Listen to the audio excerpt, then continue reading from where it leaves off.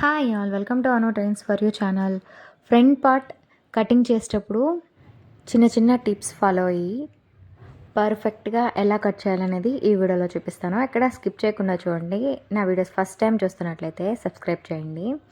First front part ఎలా వేయాలనేది చూపిస్తాను. ఇక్కడ బ్యాక్ పార్ట్ ఎక్కడైతే మార్కింగ్ ఇచ్చామో ఆ పక్కనే కరెక్ట్గా ఆర్మ్ డౌన్ ఎక్కడుందో అక్కడికి ఇలా క్రాస్గా అనేది పెట్టి మార్కింగ్ ఇచ్చుకోవాలి. ఫ్రంట్ పార్ట్ ఇలా అంటే క్రాస్ రావాలి. క్లియర్గా చూపిస్తాను. ఇలా క్రాస్ రావాలి.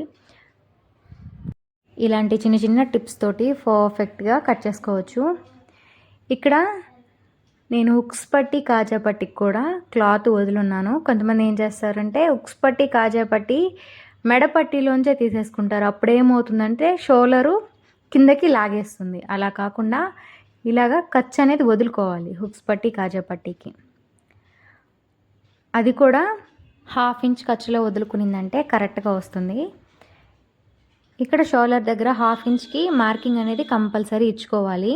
ఖర్చు అనేది మాత్రం ఎప్పుడూ మర్చిపోకూడదు. హుక్స్ పట్టి కాజా పట్టి దగ్గర వేసే డాటు చూపిస్తున్నట్లు కరెక్ట్గా ఇలాగా టేప్ అనేది పెట్టుకొని ఇచ్చిన మార్కింగ్ దగ్గర 1/2కి ఫోల్డ్ చేసుకోవాలి. ఫోల్డ్ చేసుకొని అక్కడ మార్కింగ్ అనేది ఇచ్చుకోవాలి. ఇలా మార్కింగ్ ఇచ్చుకొని కింద వైపున మార్కింగ్ ఇచ్చుకోవాలి. డాట్ ఎంతైతే ఫోల్డ్ చేయాలో అంతకి కింద వైపున మార్కింగ్ ఇచ్చుకోవాలి. అప్పుడు కరెక్ట్గా వస్తుంది. ఖర్చు అనేది 1/2 ఇంచ్ వెళ్ళిపోతుంది కాబట్టి కరెక్ట్గా షేప్ అనేది కూర్చుంటుంది. ఇలా స్టిచ్ చేసిందంటే ఇప్పుడు మెయిన్ డాట్ వచ్చేసి ఫస్ట్ షోల్డర్ దగ్గర మెడపట్టీకి, నెక్స్ట్ హ్యాండ్స్ జాయింట్కి ఖర్చు అనేది చూసుకోవాలి. షోల్డర్ దగ్గర ఇది వచ్చేసి మెడపట్టీ కోసము మార్కింగు. ఖర్చు అనేది కంపల్సరీ మార్కింగ్ ఇచ్చుకోండి బిగినర్స్. లేదంటే షోల్డర్ తక్కువైపోవడము, పట్టుకుపోవడం ఇలాంటి ప్రాబ్లమ్స్ వస్తాయి. ఇలాగా హ్యాండ్స్ జాయిన్ చేయడానికి మార్కింగ్ ఇచ్చుకున్న తర్వాత ఇక్కడ ఉండే సెంటర్లో ఉండే క్లాత్కి 1/2గా ఫోల్డ్ చేసుకోవాలి టేప్ తోటి. ఇక్కడ ఒక మార్కింగ్ ఇచ్చుకోవాలి. ఇప్పుడు ఈ మార్కింగ్ దగ్గర నుంచి టేపు చూపిస్తున్నట్లు ఇలా పెట్టుకోవాలి. ఇలా పెట్టుకునిందంటే స్ట్రైట్గా ఒక లైన్ వస్తుంది. ఇప్పుడు కింద సైడు అక్కడికి మార్కింగ్ ఇచ్చుకోవాలి. ఇలాగా ఇక్కడి నుంచి ఇటు సైడ్కి 1 ఇంచు, అటు సైడ్కి 1 ఇంచు అంతే. కరెక్ట్గా మెయిన్ డాట్ అనేది ఒకటే లైన్లో వస్తుంది. ఇక్కడ 2.5 ఇంచ్కి మార్కింగ్ ఇచ్చుకోవాలి. చూపిస్తున్నట్లు ఇలా మార్కింగ్ ఇచ్చుకుంటే చాలు. ఎన్ని బ్లౌజ్లైనా ఇలానే కట్ చేస్తూ వెళ్ళిపోవచ్చు. చాలా ఈజీగా కటింగ్ అనేది అయిపోతుంది. 1కి 2 సార్లు విని అర్థం చేసుకొని ప్రాక్టీస్ చేసిందంటే పర్ఫెక్ట్గా కటింగ్ అనేది వస్తుంది. కొంచెం పేషెన్స్ అవసరము అంతే. ఇక్కడ థర్డ్ డాట్ తీయాలంటే ఆర్మ్ డౌన్ అనేది కరెక్ట్గా తీసుకోవాలి. 6 ఇంచెస్కి ఆర్మ్ డౌన్ అనేది తీసుకుంటున్నాను. ఇలా మార్కింగ్ ఇచ్చుకోవాలి. రౌండ్గా కరెక్ట్గా వస్తుంది. చూసినట్టు మార్కింగ్ వేయండి, ట్రై చేయండి. బ్యాక్ సైడ్ 1.5 ఇంచ్కి తీసుకునిందంటే ఫ్రంట్ సైడ్కి 1 ఇంచ్కి తీసుకోవాలి. 1/2 ఇంచే తక్కువ చేయాలి. 1/2 ఇంచ్ కంటే ఎక్కువ తీసుకున్నా, తక్కువ తీసుకున్నా, ఎక్కువ తీసుకుంటే ఒగ్గలు వస్తాయి, తక్కువ తీసుకుంటే పట్టేస్తుంది. అందుకని చూసుకొని కటింగ్ అనేది చేసుకోవాలి.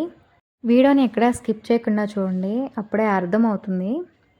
నెక్స్ట్ ఈ ఆర్మ్ లోత్ అనేది కూడా ఎక్కడి నుంచి తీయాలంటే ఇక్కడ చూపిస్తున్నట్లు 1/2కి మార్కింగ్ ఇచ్చుకోవాలి.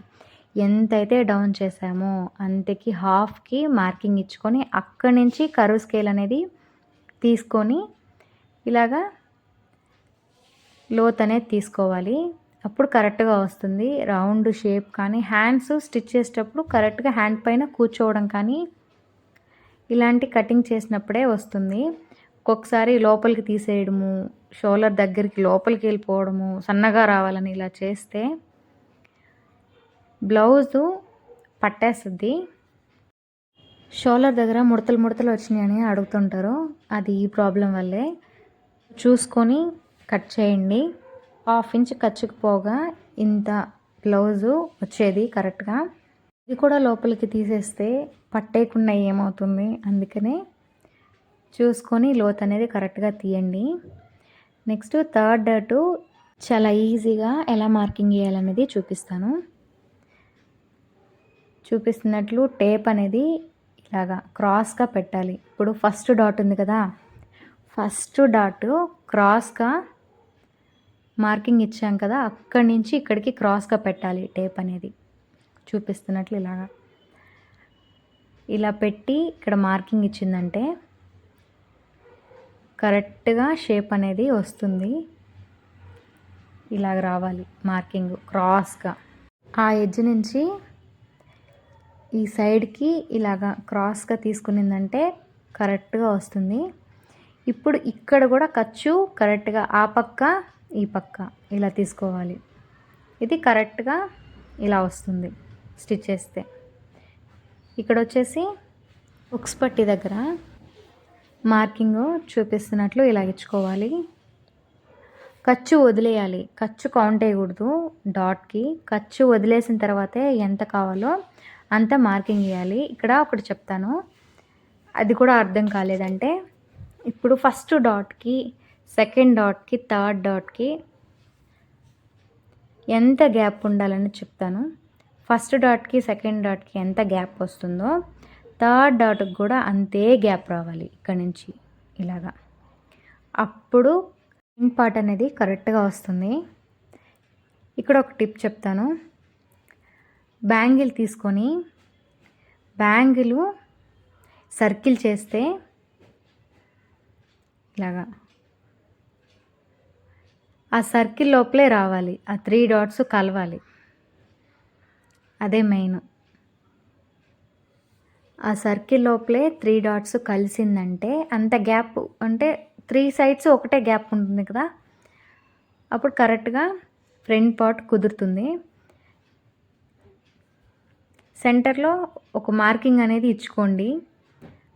అప్పటికి డౌట్ ఉంటే బ్యాంగిల్ అనేది కరెక్ట్గా సెంటర్కి ఫస్ట్ డాట్ దగ్గర పెట్టుకొని బ్యాంగిల్ రౌండ్ చేసుకొని డాట్ పెట్టి టేప్ తోటి కొలవండి.